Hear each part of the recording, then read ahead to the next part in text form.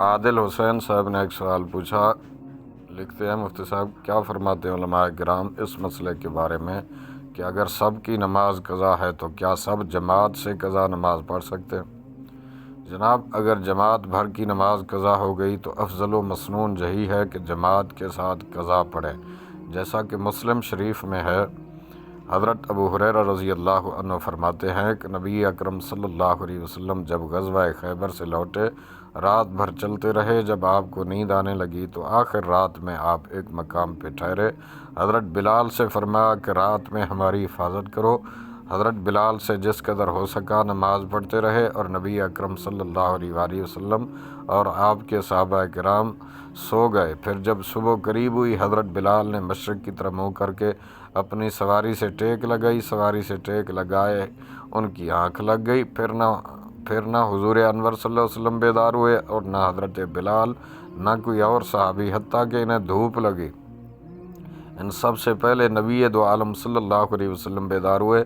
نبی اکرم صلی اللہ علیہ وسلم گھبرا گئے اور فرمایا بلال، اے بلال۔ تب حضرت بلال بولے کہ میرے نفس کو وہی لے گیا جو آپ کے نفس مبارک کو لے گیا۔ فرمایا ان کو میرے آقا کریم صلی اللہ علیہ وآلہ وسلم نے فرمایا صحابہ اپنی سواریاں ہانکیں۔ وہاں سے حضور صلی اللہ علیہ وسلم چلے۔ رسول اللہ صلی اللہ علیہ وسلم نے پھر وضو کیا، حضرت بلال کو حکم دیا، انہوں نے نماز کی تکبیر کہی، پھر ان سب کو فجر پڑھائی۔ جب نماز پوری کر چکے تو فرمایا جو نماز بھول جائے تو یاد آنے پہ پڑھ لیا کرے۔ اللہ تعالیٰ فرماتا ہے کہ میری یاد پر نماز قائم کرو۔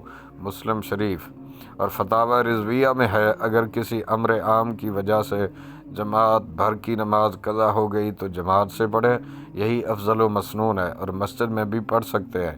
اور جہری نمازوں میں امام پر جہر واجب ہے اگرچہ قضا ہو۔ اگر بوجہ خاص بعض اشخاص کی نماز جاتی رہی تو گھر میں تنہا پڑھیں کہ معصیت کا اظہار بھی معصیت ہے۔